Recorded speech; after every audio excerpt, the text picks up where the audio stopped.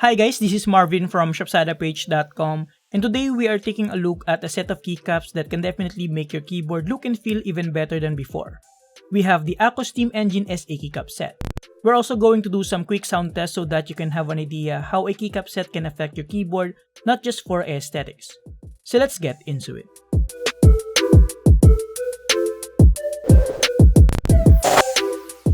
So this is the packaging for the Akko Steam Engine keycaps. It is quite simple yet good enough compared to budget keycaps that are just placed inside a plastic. Inside the box, we have a foam protection to keep the keycaps in place. Then we have the first set of keycaps right here. As you can see, it is a combination of antique white, taupe, and orange. This is a SA profile keycap, so it is taller than the usual OEM profile, and it is also spherical in shape. Later, I will show you guys a side-by-side comparison. Next, we have another foam protection here, and underneath it, we have the second set of keycaps. As you can see, we have more of the taupe colored keycaps and two sets of arrow keys right here.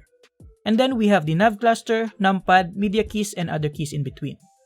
So the whole set consists of 108 keycaps that are compatible with the ANSI standard layout. I'll pop the complete sizes of each keycap on the screen, especially with regards to the modifiers, so that you can check it out. Now let's take a closer look at one of the keycaps here. Like I said earlier, an SA keycap is taller than usual and is spherical in shape. It is not double shot, but it is die sublimated, which is another process of printing the legends by laser engraving the keycap and then applying the die material to the space, making the legend stand out and not fade away that easily. This particular key, which is the escape key, measures around 13.4mm by 16.5mm with a thickness of around 1.1 to 1.2mm. The quality of the die sub is decent but not as sharp as I wanted it to be. Now let me grab another key for good measure. So this one is colored taupe, and for the most part, the quality is pretty good and hard enough. The alphas are colored antique white and the legends are pretty big and looks very clean. Overall, I really like this set of keycaps, nothing much to complain in terms of design and construction. Alright guys, let me just install this on my Unpro 2 and then we'll check what significant changes it can make in terms of the overall appearance, sound signature, and typing experience. Like I said earlier, this set consists of 108 keys, but for this video, since I am using a 60% keyboard, we're only going to use 61 keys. But I'll pop an image on the screen on how it should look like on a full-size keyboard.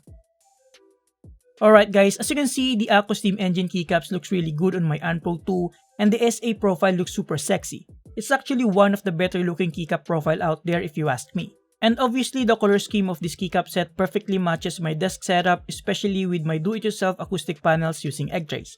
So this was definitely a good choice on my part. Now as promised, here's a quick typing test so that you can have an idea how the Akko Steam Engine keycap sounds on my Unpro 2 with Gateron Brown switches in comparison to the standard keycaps.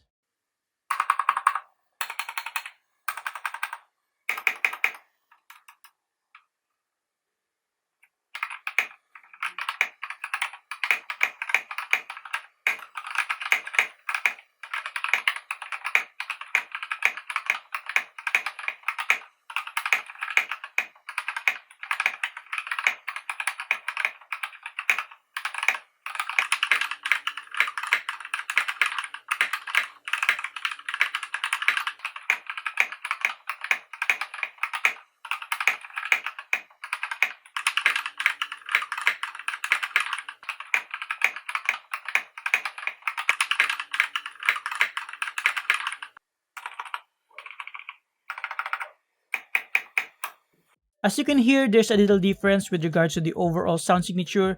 For me, it's like the SA keycaps are a bit quieter than the standard keycaps on my Unpro 2. How about you guys? What do you think? Moving on, let's check out the difference in terms of the size and shape of these two keycaps. As you can see, the top of the keycap on SA is narrower and it is more rounded than the OEM.